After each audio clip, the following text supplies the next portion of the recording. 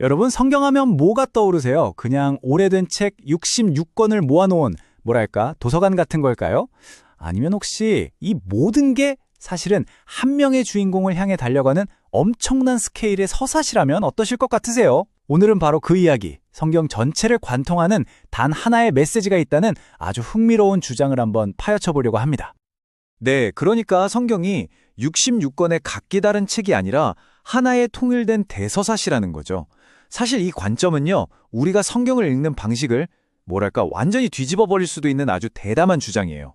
자, 그럼 한번 그 속으로 들어가 볼까요? 자, 오늘 우리가 살펴볼 내용은 이렇습니다. 첫째, 한 권의 책 하나의 이야기, 그리고 한 단어 속에 숨은 단서, 이어서 성경의 위대한 미스터리와 숨겨진 메시지를 여는 열쇠, 마지막으로 진짜 안다는 것의 의미까지. 그러니까 먼저 큰 그림을 한번 보고요. 그 다음에 아주 작은 단서 하나를 깊게 파고들어서 이 모든 것들이 결국 무엇을 말하고 있는지 그 비밀을 한번 풀어보는 순서로 가보겠습니다. 자, 첫 번째 이야기입니다. 한 권의 책 하나의 이야기. 이게 과연 어떤 주장일까요? 놀랍게도요, 이 주장의 시작은 다른 어디도 아닌 바로 성경 그 자체, 그것도 신약의 가장 핵심적인 인물이 직접 한 말에서부터 출발합니다. 네, 누가복음에 나오는 바로 이 구절인데요. 모세의 율법과 선지자의 글과 시편의 날을 가리켜 기록된 모든 것이 이루어져야 하리라. 이게 무슨 말이냐면요. 예수님 본인이 직접 구약성경 전체가, 그러니까 모세오경부터 예언서, 시편까지 전부 다 결국 자신에 대한 이야기라고 선언하고 있는 거예요. 와, 이거 마치 모든 길은 로마로 통한다는 말처럼 구약의 모든 이야기는 자신에게로 통한다고 말하는 것 같지 않나요? 그러니까 이게 그냥 저기 예언 하나 있네? 저기 또 하나 있네? 이런 식으로 흩어져 있는 몇 개의 예언을 짜집게 한 게 아니라는 겁니다.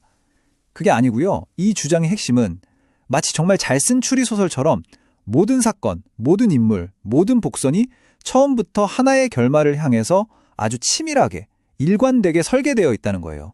정말 대단한 주장인 거죠. 자, 그럼 두 번째 파트, 한 단어 속의 단서로 넘어가 보겠습니다. 아니, 이렇게 거대한 주장을 하려면 뭔가 근거가 있어야 하지 않겠어요?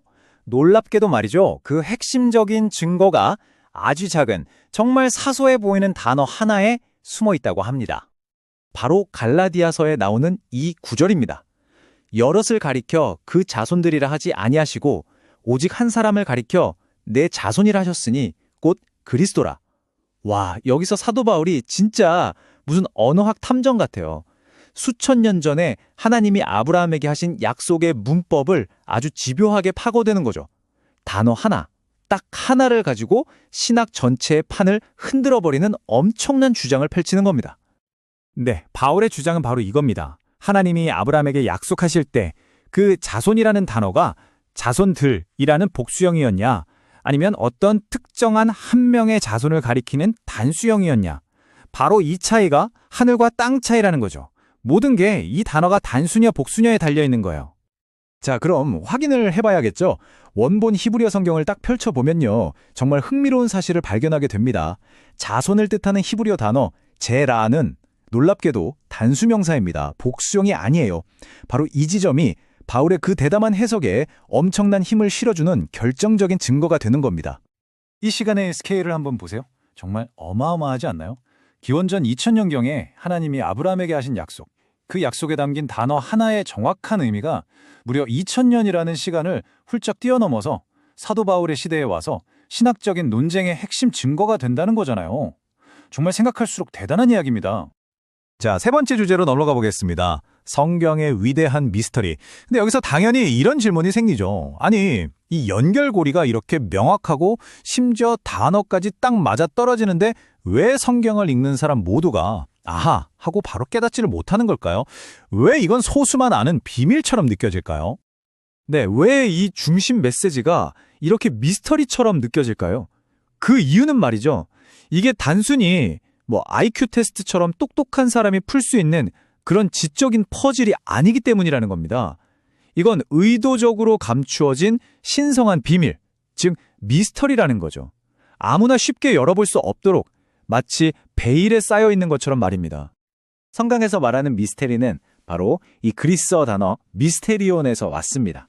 근데 이게 우리가 보통 생각하는 미스테리 소설 할 때 그런 미스테리랑은 좀 달라요. 이건 풀어야 할 문제라기보다는 한때는 감추어져 있었지만 이제는 특정 사람들에게 드러나는 신적인 진리를 의미합니다. 그러니까 특별한 열쇠 없이는 절대 열 수 없는 비밀의 방 같은 거죠. 그렇다면 이 진리를 이해하는 걸 가로막는 장벽들은 대체 뭘까요? 성경은 크게 세 가지를 이야기합니다. 첫 번째는 하나님의 절대적인 주권, 즉 하나님께서 누구에게 보여주실지 직접 선택하신다는 거죠. 두 번째는 이 메시지를 어떻게든 가리고 방해하려는 영적인 세력이 있다는 거고요. 그리고 마지막 세 번째는 어쩌면 가장 중요할 수도 있는데 바로 메시지를 받아들이지 않으려는 우리 인간의 교만한 마음이라고 합니다. 자, 네 번째 파트입니다. 숨겨진 메시지의 열쇠. 그럼 이 미스터리로 가득 찬 비밀의 상자를 열 수 있는 열쇠는 과연 무엇일까요? 그 열쇠는 바로 미스테리, 즉 뮤스테리온의 정반대 개념인 아포칼립시스라는 단어에 있습니다. 아포칼립시스는 덮개를 벗긴다, 드러낸다는 뜻이에요. 우리가 꽁꽁 숨겨놓은 비밀을 푸는 게 아니라 하나님 편에서 그 가려진 베일을 짠하고 벗겨서 보여주시는 것, 바로 계시를 의미하는 거죠. 예수님의 이 기도가 바로 그 원리를 정말 잘 보여줍니다. 이것을 지혜롭고 슬기 있는 자들에게는 숨기시고 어린아이들에게는 나타내심을 감사하나이다. 보세요. 똑같은 진실인데 세상에서 똑똑하다는 사람들에게는 감춰져 있고 오히려 어린아이처럼 순수한 사람들에게는 활짝 열려서 보인다는 거잖아요. 정말 놀라운 역설이죠. 그러니까 결론은 명확합니다. 이 위대한 미스터리를 푸는 마스터키는 우리의 뛰어난 지성이나 학문적인 노력이 아니라는 거예요. 그게 아니라 바로 성령을 통해서 하나님이 직접 보여주시는 계시, 다시 말해 우리가 노력해서 얻는 게 아니라 선물처럼 주어지는 것이라는 거죠. 자, 드디어 이 거대한 퍼즐의 마지막, 그리고 어쩌면 가장 중요한 조각에 도착했습니다. 다섯 번째, 안다는 것의 의미. 여기서 우리는 성경이 말하는 하나님을 안다는 게 과연 무슨 뜻인지 그 진짜 의미를 파헤쳐 볼 겁니다. 요한복음을 보면 이런 말이 나옵니다.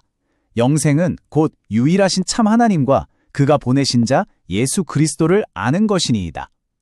영생이 바로 아는 것이래요. 근데 이게 그냥 머리로 정보를 아는 게 아니라면 여기서 말하는 안다는 건 대체 뭘까요? 어떤 종류의 알을 말하는 걸까요? 그 비밀의 열쇠가 바로 히브리어 단어 야다에 있습니다. 우리가 보통 안다고 하면 어떤 사실이나 정보를 머리로 이해하는 걸 생각하잖아요. 하지만 이 야다라는 단어는 그런 지적인 알을 훨씬 뛰어넘습니다. 이건 경험과 깊은 관계를 통해서 온몸으로 인격적으로 아는 것을 의미해요. 이 야다라는 단어가 얼마나 깊은 의미인지는 상강에서 이 단어가 처음 어떻게 쓰였는지를 보면 그냥 바로 와닿습니다. 창세기를 보면 아담이 그의 아내 하와와 동침하매라고 나오는데 이때 동침했다는 단어가 바로 야다입니다. 그냥 얼굴만 아는 사이가 아니라 인간이 맺을 수 있는 가장 깊고 가장 친밀한 관계를 표현하는 단어인 거죠. 자, 이걸 알고 나면 성경을 읽는 행위 자체가 완전히 다르게 보이기 시작합니다. 이제 성경 읽기는 더 이상 하나님에 대한 정보를 수집하는 뭐랄까 학문적인 공부가 아니게 되는 거죠. 그 대신 하나님이라는 인격체와 깊은 관계를 맺어가는 하나의 여정이 되는 겁니다. 그래서 마지막으로 여러분께 이 질문을 던지면서 마무리하고 싶습니다. 만약 성경이 그저 지켜야 할 규칙들을 모아놓은 딱딱한 법전이 아니라 예수 그리스도라는 한 인물에게로 우리를 이끌어주는 보물지도라면 우리는 앞으로 이 지도를 어떻게 읽고 어떻게 따라가야 할까요?